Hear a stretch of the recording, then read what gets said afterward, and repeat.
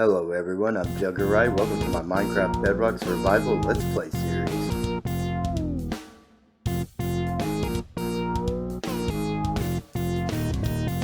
Hello everyone, I hope you're having a great day. We did some exploring in our live stream and we did make some great discoveries, which I am about to show you. But we have some progress to do here today. Also, between episodes and before the stream, I was able to acquire something else that I will show you guys. But right now, today's agenda, I need to show you some improvements I made on the vine farm, just aesthetically. And we're going to take a look at our villager situation and a map wall. So here in these three shulker boxes are all the stuff that we got from our exploration. And the big thing here being the heart of the sea we got from a treasure map, which we will put on a display soon. And a couple of diamonds here. We did get a couple books. We found a few villages, a couple underwater ruins, and one shipwreck, which gave us a treasure map. But we got parts of these maps set up here, and we had talked about maybe using the side of the storage building for a wall, map wall, and I think that's exactly what we're gonna do. And I can't remember if we had any or not, but we now have watermelon seeds. I got some of the blue coral from the small coral reef area that I found because I wanted to use the tube coral for some stuff, and we found a savanna, so we have some acacia saplings that we can get planted as well. So as you can see here, I did get cocoa beans from a wandering trader between episodes, and we have a few extra books here that I had procured to put on tools and stuff that I'm still working on. But we have a pretty decent trident set up, and we still we have a few things that we need, but we're mostly geared up and ready to go back to netherite armor. And so let's go ahead and get these acacia saplings planted and move along to what we have planned for today. So we're going to go ahead and we are going to plant these acacia saplings right here.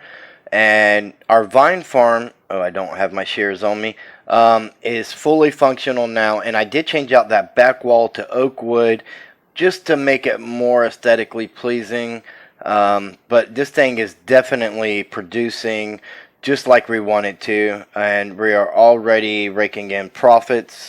So as you can see, we already have a stack and then some on our vines. But over here, this is the area that I think we should dedicate to our map wall. We just won't ever put a door on this side, and that's perfectly fine. This side can be the one side that definitely doesn't need one, so that actually works out pretty good. And we also have a temporary cactus farm right here. This is how it works. Nice. So I actually forgot there were a couple more shulker boxes in the ender chest. We do have some ice and some packed ice. We got a golden apple out of one of the underwater ruins or rune portals, or I can't exactly remember where. But so we did find an ice biome as well, which was conveniently right beside a huge desert. So we will definitely be linking up a tunnel there. Another heart of a sea here. So we do have two maps to display. We got a little bit of TNT, which is nice, and we got a lot of wheat bales, hay bales. So we're going to go ahead and swap that map out with one of our treasure maps, and we do have another treasure map that we'll put right here beside it. Of course, they weren't really that close together, but it doesn't really matter. They're just displayed side by side like trophies or whatever. And we'll go get our map wall set up, and that'll be a thing. Item frame in place, treasure map right there. I made sure to fill them completely out so they would look good on our display here. Again, they weren't really this close together, but maybe once we have a better way of displaying them, we can swap it up. But for now, this works. Alright, so this map restarted going off that way, just like we went to find the stronghold. If you haven't seen that episode yet, I'll leave a card up on the screen for you.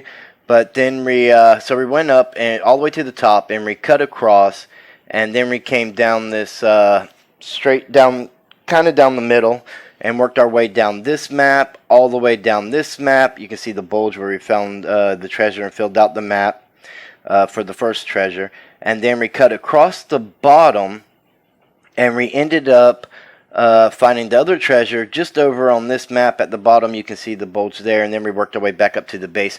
We wanted to streak out these maps here just so we would have something to display with them, but the stream was already running kind of long, so we didn't do that. So I want you guys' opinion. Do we go ahead and get some markings on these other 3 maps to get them up here, or do we start filling out these maps that we already have some movement on in hopes of finding a jungle or even a badland still? Those are the 2 biomes that we still need, especially the jungle, because we have no scaffolding, which will be so useful for building. Let me know in the comments below, what do you think?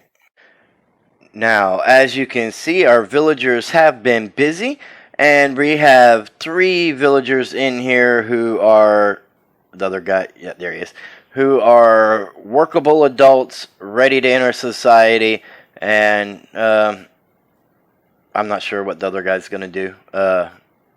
Yeah, we'll let him figure that out. But these guys are ready for homes, and I'm thinking 2 farmers and a librarian, because I would like to have a farmer for each type of crop. And now that we have carrots, that's a good thing. And let's see if we can get some gunpowder off this creeper. Ever since we got the elytra, I'm like even more gunpowder hungry than I was before. So a mob farm is definitely something that we need to step on soon. So for our villager homes, I was thinking like in this central area here, maybe doing like a duplex deal for the farmers, and I think that could be nice and interesting. And I think this would be a great spot for our next librarian. Eventually, future villager homes could spill out all along this path, or even have paths coming off of it to more homes, depending upon what we need to do. So just to recap, we have our farmer villager, who has wheat to sell for 9 wheat for an emerald, or we could buy bread from him. Don't know why we would ever do that, other than maybe just trying to level him up. But we can sell him 1 pumpkin for an emerald. But we want a villager for all the farmable items, so we still need for potatoes, carrots, and beetroot. So I think I gathered everything I need to build these 2 buildings, because the one is going to be a duplex right here in these 2 inner chests. If I'm missing anything, I'll grab it. But I think the best way to do this is to do a time lapse. We've done this several times. I mean, the builds are going to be slightly different, especially with the duplex. But we do want to, keep them a little more unique from each other. And so let's get started.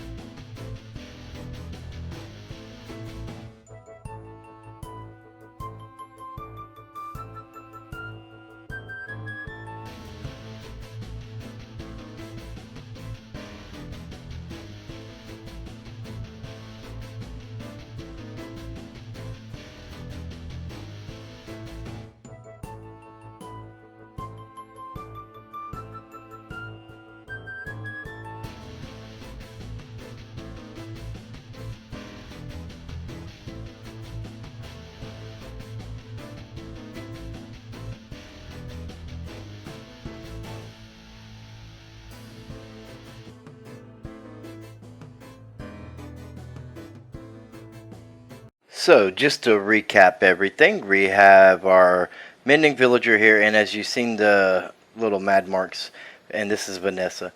I think that they're taking each other's workstations, not being able to refill trades, so her mending book has gone up to 6. So I'm going to have to get the lecterns situated and get their workstations lined up properly. But so Vanessa was our first villager, and then we come over here to our second villager, which was our Unbreaking 3 villager, Michael. And we still get the Unbreaking 3 for 1 emerald. I can't remember how long it's been since I traded with him, so I'm not sure if he's linked to the proper workstation or not. And then we come over to our first farmer, who is back here working hard, and 10 wheat for an emerald. I believe it was 9, and that's Pam. So maybe them trades will. I'm not sure what's going on because I haven't traded with Pam lately. Ever since we set her up. And then we have our 2 new farmers. We have Bill and Johnny. And Johnny is going to give us a carrot trade. Notice the pumpkin trade on all these farmers is only 1 emerald. And Bill is going to give us a potato trade. And again, 1 emerald for the pumpkins and the melons. We don't have a melon farm set up yet, but we are going to work on that. And then our new librarian villager, Sam, he is going to provide us with protection 4 for 1 emerald. And that's pretty good. He's got impaling 4 here, and then another 1 emerald book down here that we haven't unlocked yet. I'm not sure what that is, but it'd be nice to find out. Now, I did do some minor adjustments here on our cluster. I left everything up top so that we would know for sure it's unspawnable. But and I think it looks better, but it still looks. I'm not quite happy with it, so I'm going to have to play around with it a little bit more. And also during our stream, which I haven't mentioned yet, we had gotten us a horse that we need to go pick up between here and the stronghold. I think this will be a great spot to put our horse. We'll make a little home for him, like a little barn type deal, and a little bit of pasture for him to run around in, and make him feel nice and good, like at home, like he should. So we are going to use some spruce. I think we'll just pop 1 corner there. I guess the other right there would be alright. And we don't have to come forward too far. We want to leave room for the open end of this pasture for him. So he has a little bit of room to run around. Let's go ahead and make these 2 tall. And I think we could go ahead and get us a crafting table here. Get us some, you know what, we got this wool. Let's go ahead and get some of this wool going first, so we can kind of get an idea of what we're working with. And we'll just run this right on across here. And get it all the way over to this one. And maybe we bring it down 1. Give it a little bit of depth on it, and yeah, throw 1 on the corner there, and maybe another row right across here, right at the back of the logs. That'll create a little bit more depth, give it kind of like the folded up kind of feel, like it's opening up. And we'll bring this right along to the front. I think right to the front will be good. I don't think it needs to come past. And we'll bring it straight over this way. And let's match this up to that side. Go ahead and, oh, I misplaced that one, but we can run that there. And go ahead and get this up to the top there. So we definitely want it too tall in here for the horse. We won't be able to get on him at too tall while he's in there, but we could always get him out of there without a problem. Let's get some spruce fences to kind of keep the tone going for this part of it. And we'll throw some spruce fences in here just to kind of keep any baby zombies or anything from getting in. And let's run... Okay, I didn't make quite enough. I didn't want to make too many, and I didn't make enough. So let's run some across here, and this side, and maybe... Yeah, let's run some down the middle. I think down the middle would be good for support. I was thinking maybe gates across here would be better, but you know, we can give it that rugged look. Why not? And let's get up on top here and get our ceiling on. We want him, or our roof. We want him to have a place to get in, out of the weather as he pleases. And this will do that. And we'll just kind of fill that in there. Come to the back side, do the same thing. And notice it's adding more depth because we're staying in from the edges. Yeah, I mean, for something, we want it to have that simple vibe, right? I mean, that's what we've been working on. Trying to keep everything with that simple vibe. So we got that going for us, and now we can do the oak fences. The oak fences in the front, or yeah, the oak, we need some more dirt to, or grass even. We can take it from here. This will probably get leveled out to the level I'm on now anyways, if we end up building anything. The oak fencing will help give a little bit of color contrast and be just a little more detailed to it. I mean, even though we kind of got the simple vibe thing going on, we still want things to look decent, right? And I really like the way this area is coming along. If you have any kind of suggestions or anything, let me know in the comments below what you would like to see added into the area. I'd like to get an automatic sheep farm in. That's definitely something that we have access to all colors now. So maybe that'll be something we do really soon. I have a couple spots in mind for it, but yeah, this is looking good. So maybe we bone mill the ground in here. Just a little bit of bone meal to spread around some grass and flowers. We'll take, I mean, we don't want it too thick, so we'll take out the ferns, why not? And maybe thin the grass out just a little bit more as well. And you know what? We're going to add some hay bales in here. Didn't mean to place that one like that. Get them going at different, facing different ways and everything. You know, add a little more detail to it, in depth or whatever. Just a few hay bales in here so to represent him eating back there. And I think this is going to do perfect. So now we can go get him. So our horse is on this map here, maybe a quarter of the ways from the top, south of the stronghold and north of the witch's hut we had found on our way to the stronghold. And our horse is going to need a name. Boy, girl, doesn't matter, non-gender.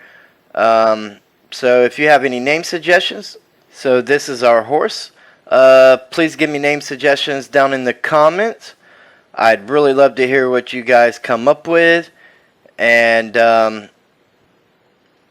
I'll choose the best name that I think would fit and please the most people. So please do put a name in the comments, and we're gonna have a long ride back home. Probably gonna be dark by the time we get there. I had a feeling it was going to be dark because I didn't have a bed on me to sleep. But we're rounding the corner now. We can get our horse in its brand new home. And you know what? We're not going to sleep. we are going to do some creeper hunting, get some more gunpowder, and see how much we can come up with, how many rockets we can make by the end of the night.